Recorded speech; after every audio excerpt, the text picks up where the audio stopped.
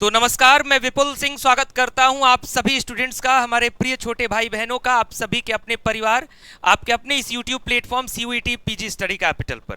और वीडियो की शुरुआत में क्षमा प्रार्थी होकर के आ रहा हूं आपके सामने, क्योंकि JNU ने 25 को अपना काउंसलिंग का जो रजिस्ट्रेशन फॉर्म है वो स्टार्ट कर दिया था, लेकिन मैं स्टेप बाय स्टेप आपको 2 से 3 दिन बाद दे रहा हूं। इसके लिए मैं आपसे माफी मांगूंगा, क्योंकि इस समय मुझे भी नहीं मिल पाया। मैंने अपडेट तो करा दिया था कि भाई JNU का फॉर्म खुल गया, मैंने शॉर्ट वीडियो भी बना के दे दिया था। उस समय मैं अपनी सिटी में नहीं था, अपने स्टूडियो में नहीं था, इस कारण से 3 दिन डिले हुआ है स्टेप बाय स्टेप के लिए। इसके लिए मैं आप सभी से क्षमा प्रार्थी हूँ, लेकिन इसके बावजूद मैं आप ही का काम कर रहा था, लेकिन फिर भी ये वीडियो में मुझसे डिले हुआ है, इसलिए मैं इसके लिए आपसे सॉरी कहूंगा। और वीडियो की शुरुआत में हम एक एक स्टेप को मेरे भाई समझेंगे बहुत अच्छे से, क्योंकि JNU का स्टेप बाय स्टेप प्रोसीजर बाकी यूनिवर्सिटीज से डिफर है। क्योंकि बाकी यूनिवर्सिटीज का लास्ट में इंपॉर्टेंट प्रोसीजर आता है, JNU का पहले राउंड में ही पूरा इंपॉर्टेंट चीजें आ जा रही हैं। इसलिए इस प्रोसीजर को ध्यान से देखिएगा, समझिएगा, मेरी बातों को समझने की कोशिश करिएगा। और अगर आपने फॉर्म भर भी लिया तो भी इस वीडियो को जरूर देख लीजिएगा, ताकि आपसे कोई भी गलती चाहे अनचाहे में अगर हुई है तो आगे आने वाले समय में उस गलती को सही किया जा सके, संभाला जा सके।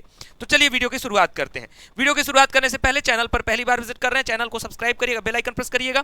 पहला channel CUET PG study capital, लेकिन एक और चैनल है जिसका लिंक डिस्क्रिप्शन बॉक्स में है, काउंसलिंग स्टडी कैपिटल। क्योंकि जब आपके रजिस्ट्रेशन फॉर्म भरे जा रहे हैं तब तक हमारे 2027 की क्लासेस नहीं शुरू हुई हैं।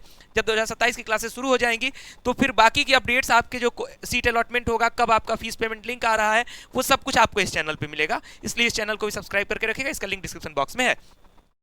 2027 की तैयारी के लिए स्टडी कैपिटल का ऐप डाउनलोड करिए, वहां जीत बैच का प्री रजिस्ट्रेशन चल रहा है, वहां अपने प्री रजिस्ट्रेशन में आप हिस्सा लीजिए, क्योंकि बहुत कम प्राइस में पूरे ऑल ओवर ईयर की जो तैयारी है आपकी, वो उस जीत बैच में आपको दी जा रही है। तो एक ही लिंक से आपका ऐप में सारे कोर्सेज का रजिस्ट्रेशन चल रहा है, तो आप उसमें जाकर के जरूर जुड़े, जितने विद्यार्थी 2027 के लिए जुड़ना चाहते हैं।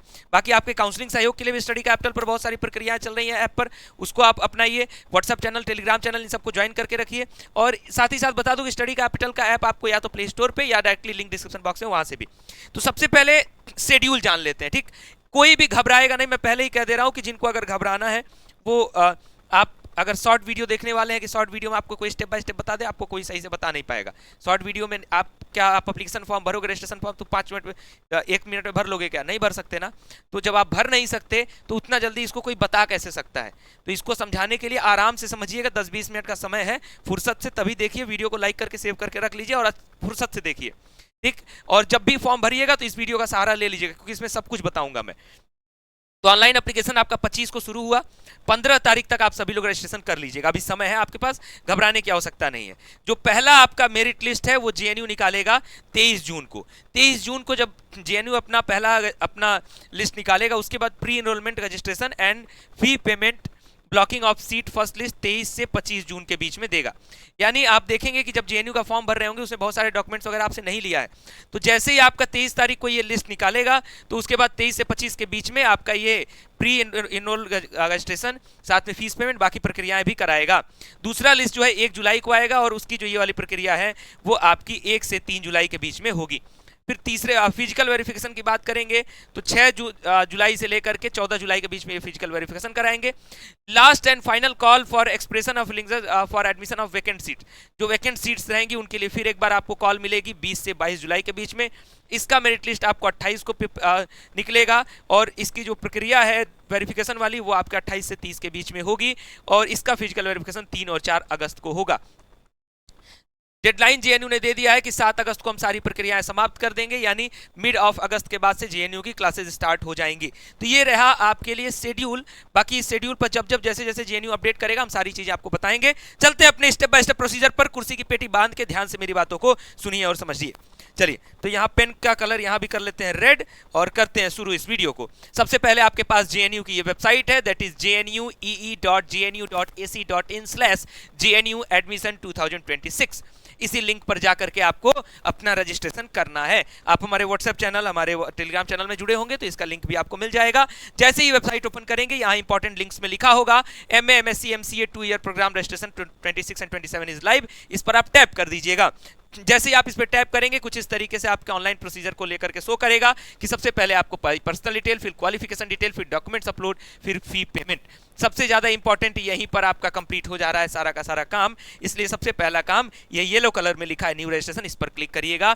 आपने जैसे ही न्यू रजिस्ट्रेशन पर क्लिक किया आपके सामने कुछ डिटेल्स आएंगी, इन डिटेल्स को पढ़ लीजिएगा। यहाँ एक चेकबॉक्स आएगा, इस चेकबॉक्स पर टैप कर दीजिएगा और यहाँ क्लिक हियर टू प्रोसीड पर क्लिक कर दीजिएगा। जैसे आपने क्लिक हियर टू प्रोसीड पर क्लिक किया आपके सामने कहेगा कि एप्लीकेशन नंबर अपना फिल करो और डेट ऑफ बर्थ अपना फिल करो, और ये जो आपको यहाँ एक सिक्योरिटी पिन आपके सबके अलग अलग दिखेगा वो सिक्योरिटी पिन फिल करो। अब सभी ने जान लिया एप्लीकेशन नंबर कहाँ से मिलेगा, कैसे मिलेगा, मैंने पहले भी बताया कि अगर नहीं है, मान लो एडमिट कार्ड खो गया, ये खो गया, वो खो गया, तो अपने ईमेल पर सर्च करो CUET PG, मिल जाएगा application number, date of birth पता ही है, लॉगिन बटन पर क्लिक कर देना।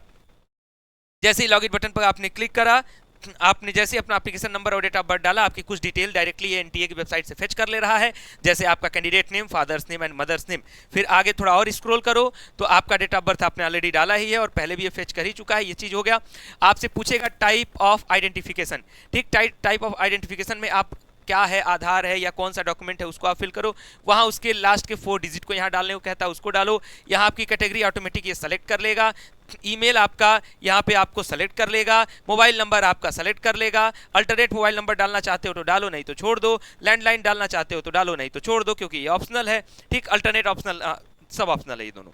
इसके बाद आपसे कहेगा कि अपने एड्रेस डिटेल में परमानेंट एड्रेस पहले फिल करिए, ठीक। ये पर्सनल डिटेल अभी आप फिल कर रहे हो तो आप अपना एड्रेस डिटेल यहाँ फिल करोगे, उसकी लोकेलिटी, विलेज, टाउन, और अपनी कंट्री कौन सी है, स्टेट कौन सा है, डिस्ट्रिक्ट कौन सा है, पिन कोड क्या है, और अगर प्रेजेंट और परमानेंट सेम है तो इस पर टैप कर देना, दोनों सेम हो जाएगा। ध्यान देना कि आपका जो भी एड्रेस सही होगा उसी को जरूर फिल करिएगा, इधर उधर का एड्रेस नहीं फिल कर दीजिएगा। फिर आपसे कहेगा कि आप पासवर्ड चूज करिए, तो पासवर्ड चूज करने को आएगा, तो किस तरीके से चूज करना है देख लीजिए। यहाँ पासवर्ड बनाइए, फिर उसी पासवर्ड को यहाँ लिखिए, फिर एक सिक्योरिटी क्वेश्चन बनाइए, उस सिक्योरिटी क्वेश्चन का आंसर यहाँ लिखिए, यहाँ का सिक्योरिटी पिन उठाइए और यहाँ पेस्ट कर दीजिए, यानी यहाँ टाइप कर दीजिए, यहाँ सबमिट बटन पर क्लिक कर दीजिए। पासवर्ड हमेशा ध्यान रखना है, एक कैपिटल लेटर, एक एटलीस्ट स्मॉल लेटर, एक कोई स्पेशल कैरेक्टर और एक कोई न्यूमेरिकल डिजिट, ये इतना होना चाहिए, और जनरली हम 8 डिजिट का पासवर्ड बनाना चाहिए, ठीक। चलिए आगे बढ़ते हैं। सबमिट बटन पर आपने क्लिक किया, जैसे सबमिट पर आपने क्लिक किया फिर पूछेगा मेरे भाई सब कुछ सही से भरे हो, नहीं गड़बड़ी दिख रही है, अगर स्क्रॉल करके देख लो सही है तभी, तो अगर गड़बड़ी है तो एडिट कर लो, और सब कुछ सही है तो कहो कंफर्म डिटेल पर क्लिक करो और आगे बढ़ जाओ। जैसे ही आगे बढ़ोगे आपका नाम, एप्लीकेशन नंबर यहाँ शो करेगा। अब यहाँ कहेगा कि रजिस्ट्रेशन डिटेल आपसे हो गया है, अब आपका काम बचा है एप्लीकेशन डिटेल का, इमेज अपलोड का और पेमेंट का। तो अब आपको सबसे महत्वपूर्ण काम यही आपका एप्लीकेशन डिटेल वाले में करना है, क्योंकि इसी में सब सारी प्रक्रिया हो जा रही है। चलिए आपको लेके चलता हूँ इस पे आगे आगे क्या करना है। तो जैसे ही आपने वहां का प्रोसीजर सबमिट किया, आपके मोबाइल नंबर पर एक OTP गई होगी, आपके ईमेल आईडी पर एक OTP गया होगा।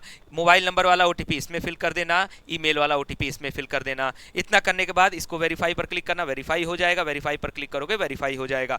जैसे ही दोनों वेरीफाई हो जाएगा, अब कहेगा कि यहाँ से अब अपना फॉर्म कंप्लीट करना शुरू करो, इस पर टैप करना, रेड वाले कंप्लीट एप्लीकेशन फॉर्म पर। जैसे इस पर टैप करोगे आगे बढ़ के यहाँ आओगे, एप्लीकेशन नंबर आपका यहाँ शो कर रहा होगा, कैंडिडेट नेम शो करेगा, date of birth, gender, father's name, mother's name ये ऑलरेडी शो करेगा। नीचे स्क्रॉल करते जाना, ठीक, स्क्रॉल करते जाना। गार्जियन नेम भरना चाहते हो भरो, नहीं तो ये कंपलसरी नहीं है। जहाँ ये रेड कलर का स्टार बना है वही कंपलसरी है। नेशनलिटी आपका इंडियन है या फॉरेन नेशनल्स हो तो आप वो फिल कर देना। स्टेट ऑफ डोमिसाइल कौन सा स्टेट है वो फिल कर देना। कैटेगरी आपकी ऑलरेडी आपके यहाँ शो कर रही होगी। PWBD कैंडिडेट है यानी दिव्यांगजन है तो आप यस नहीं तो नो, ठीक। आर यू डायबिटिक है तो यस नहीं तो नो। डिफेंस कोटा है तो यस तो नहीं तो नो। कश्मीरी माइग्रेंट यस नहीं तो नो, ठीक। Which area do you belong, इसमें ध्यान रखना क्योंकि यहाँ से आपके क्वार्टाइल पर भी फर्क पड़ जाता है।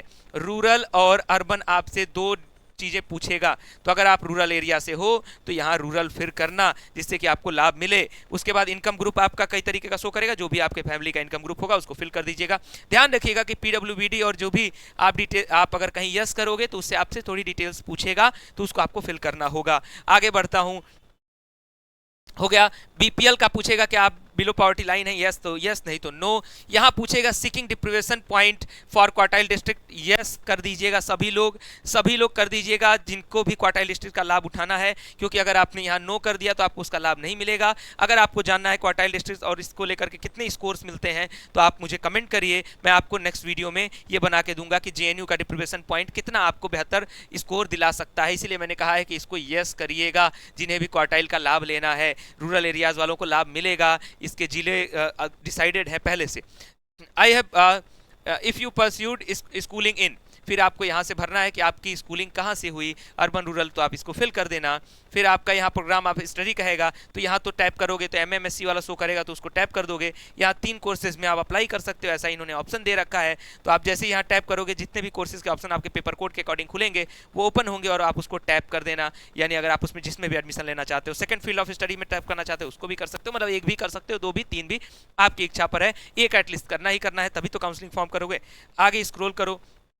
आगे जब स्क्रॉल करोगे तो जो भी पेपर कोड आप सेलेक्ट कर रहे हो कि हाँ मुझे इसमें एडमिशन लेना है, फिर उसका आपको यहाँ स्कोर वगैरह फिल करना होगा। यहाँ ये शो करेगा, यहाँ टेस्ट पेपर कोड यहाँ शो करेगा, नीचे उसका स्कोर फिल करने को कहेगा।